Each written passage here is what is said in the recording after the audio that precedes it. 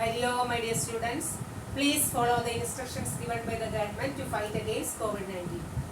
Especially in the present situation, avoid going crowded places. Now I am here to teach you grammar, tenses. The previous class we have learned simple present and its usage. Now let's see the form of present continuous form. When we use present continuous and where we use present continuous and how we use present continuous. Listen. Present tense is further subdivided into four: simple present, present continuous, present perfect and present perfect continuous. Then we have learned simple present. Now let's move on present continuous. Then how it is formed? Listen. Present continuous is formed by subject plus am or is or are. Depend upon the subject. Subject plus am or is or are plus ing form of the verb. How it is formed? Present continuous is formed by subject plus am or is or are plus ing form of the verb. When the subject is singular, we use is. When the subject is plural, we use are. When the subject is I, we use are. Then that means present continuous is formed by subject plus am or is or are plus ing form of the verb. Then now move on to the examples. Then here Tom is making cake. Tom is making cake. Here, which is the subject in this sentence? Tom. Tom is the subject, that is a singular noun. Then Tom, singular. So we use the word is. Tom is making cake. Then how it is formed? Subject plus am or is or are plus ing form of the verb. Here subject plus is plus ing form of the verb. Which is the main verb in this sentence? Make. Make is the main verb in this sentence. This one is the helping verb or auxiliary verb that we have learned in the previous class. Then how present continuous is formed? Present continuous is formed by subject plus am or is or are plus ing form of the verb. Then now let's see the usage of this tense. When it is used and where and how it is used. Listen. An action happening right now. When we use the present continuous form, we use the present continuous form and action happening right now. Listen. I am teaching. Then what is happening here? I am teaching. An action happening right now. I am teaching and you are listening. I am teaching. Students are listening. These are examples. That means present continuous. We use present continuous when an action happening right now. You are listening and I am teaching. They are playing cricket. We are eating our lunch. These are examples of present continuous. Then again, we use present continuous to talk about near future plans. We also use this tense form to talk about the near future plans. Then listen, we also use this tense to talk about the near future plans. Listen, this point is very important, to talk about near future plans. Listen, he is meeting his friend after school. He is meeting his friend after school. An action is going to happen in the near future. Then we use this tense when an action going to happen in the near future. For example, I am leaving tomorrow. That means we use this tense to talk about an action happening in the an action going to happen in the near future. For example, here I have written, he is meeting his friend after school. This is an action going to happen in the near future. That means when we use present continuous, we use the present continuous form when an action happening right now. The second usage is to talk about future plans. Then for example, he is meeting his friend after school. They are going to write an examination tomorrow. These are examples of present continuous tense. Listen. We have seen present continuous form. Present continuous. How it is formed? Present continuous is formed by subject plus am or is or are plus ing form of the verb. Then and when and where and how we use this tense. We use this tense when an action happening right now. I am teaching, you are listening, they are watching TV. These are examples of an action happening right now. Then an action, to talk about an action going to happen in the near future. To talk about near future plans. That means I am leaving tomorrow. We are meeting a friend tonight. These are examples of an action to talk about near future plans. That means we use this tense form, an action happening right now, to talk about near future plans. Then I think all of you understand this tense form, how it is used. Present continuous, we use the present continuous is formed by subject plus am or is or are plus ing form of the verb. We use this tense form when an action happening right now or to talk about near future plans. I think all of you understand how to use the present continuous form. Now let's move on the present perfect. Now let's move on present perfect tense. Then when, where and how we use this present perfect tense. Present perfect tense is formed by subject plus has or have plus V3 form of the verb. How it is used?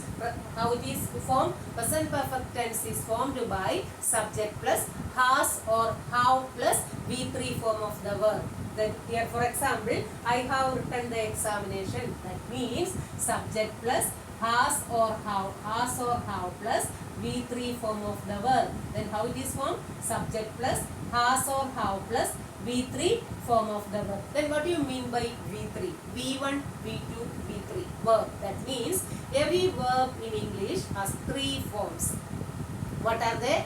Present, past and past participle. For example, the base form of write, wrote, written. Every verb has 3 forms. For example, write is the V1, wrote is the V2, written is the V3. That means present, past and past participle. Again, for example, complete, completed and completed. Every verb has 3 forms: present, past and past participle. While using the present perfect, you should use the third form of the verb. That means V3 form of the verb. Okay, understand? Then now let's see how and when and where we use this tense. Use when an action has just happened. That means we use this tense form when an action has just happened. When an action has just happened, then only we can use this tense form. When we use this tense, we use this tense when an action has just completed. When an action has completed recently. When we use this tense form, we use this tense when an action has just completed. We use this tense form when an action has just completed.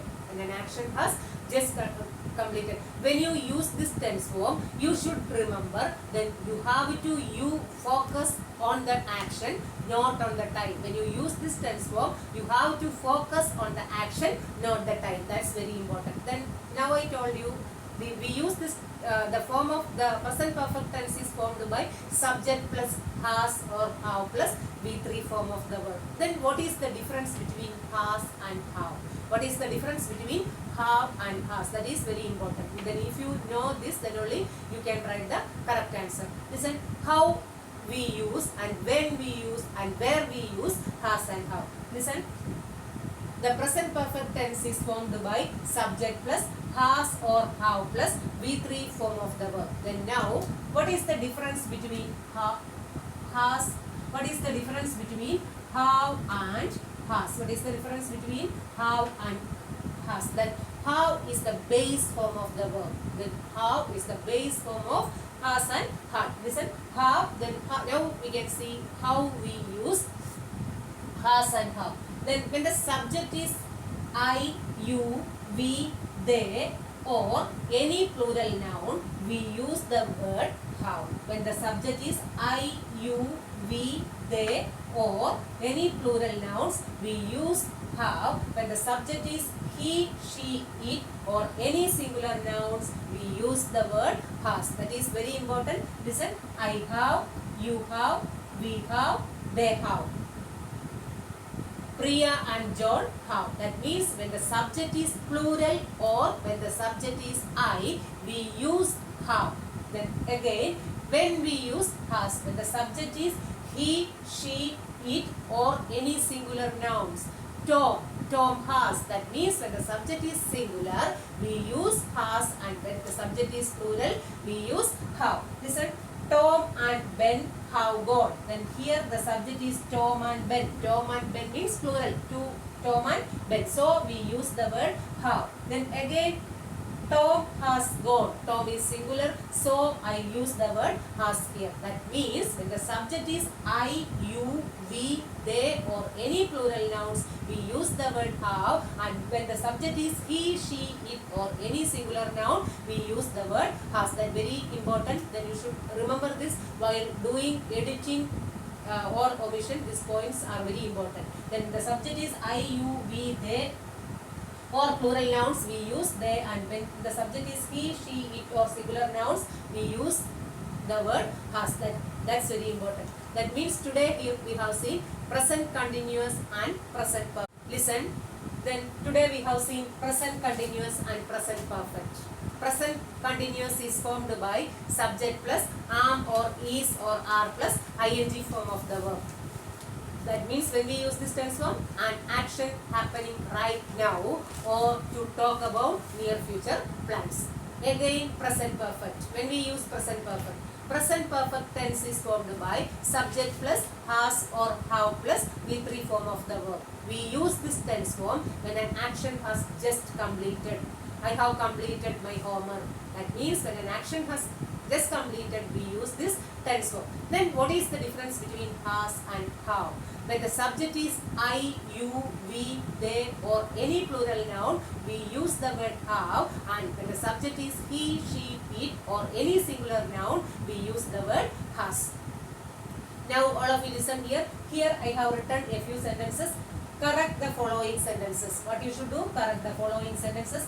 They have played football now. John and Ben have started a new job. The children have made a cake. She has learned to speak English. Then what you should do? You should pause the video right now and write your answer. Again play the video and check whether your answer is right or not. Are you ready? Yes. Now you listen. Then first I have written they have played football now. Is this sentence right or wrong? You have to check whether your answer is right or wrong. They have played football now. This sentence is wrong. Then here, listen the word now. When an action happening right now, we use the present continuous form. What is the form of the present continuous? Subject plus am or is or are plus ing form of the verb. Then what is the answer? They are playing. They are playing. They are playing football now. Next one, John and Ben has started a new job. What is the mistake in this sentence? Here, listen the subject, John and Ben. That is the plural noun. Then John and Ben, plural. Then when the subject is plural, we use the word have. Then what is the correct sentence here? John and Ben have started a new job. Again, the third one, the children have made a cake. What is the mistake in this sentence? The children have made. Then what is the form of the present perfect? Subject plus has or have plus V3. What is the V3 form of the verb? The main verb in this sentence is make. The V3 form of this verb is made. Then what is the correct sentence? The children have made a cake. Then listen last word. She has learned to speak English. What is the mistake here? Here she has learned. What is the third form of the verb learn? L-E-A-R-N-T. Learn. She has learned. L-E-A-R-N-T and L-E-A-R-N-E. Both are correct. She has learned to speak English. I think your answer is correct. Then do one thing. By heart the tense form. Read again and again. I will send you the notes through WhatsApp. Now let's see what are the points you should remember when you write an examination. Then I have corrected your answer sheet. Then I have noticed a few points. Listen. When you write the answer, your language should be very important. Your language, without grammar mistake, you should write the answer. Then by considering the stories from the literature reader, maybe it's so simple. Then you may think that the stories, I know the story very well, so I can write the examination easily. But you should remember that your language is very important. So without grammar mistakes, you should write the answer. For example, for the examination, there is one question like this. what does the poet say? Then when you write the answer, the poet says. That if the poet says, that is the correct answer. If you write, the poet say, that's wrong. That should be very important. That means your answer should be, you should write the answer without grammar mistake. That means this little difference will make a big difference in your mark. This little difference will make a big difference in your mark. So you should be very careful. And next one is handwriting. Then your handwriting is also very important. That means you should write the answer very neatly and underline the important points. And next one is based on the mark. You should write the answer based on the mark. Then if the question, for the examination point of view, you will get one extract. Then you should write the for that question, that one question carries 1 mark, then you should write only 1 or 2 lines. That's enough. Then again, if the question carries 2 marks, you must write at least 4 or 5 sentences. Again, mention the name of the author. That when you write the question answers from the literature section, you must mention the name of the author. That is very important. Then now you may think that it's very easy because we have covered only one poetry and one or two poetry and one prose. So it may be very simple, but after completing 20 lessons, it's not so easy. So you should remember, when you write question answers from literature section, you must mention the name of the author. These are the very important points you should remember. Very easy to by heart everything, but the examination is also the way of writing. Your writing style is also very important. So you should remember these points while writing examination. Thank you all.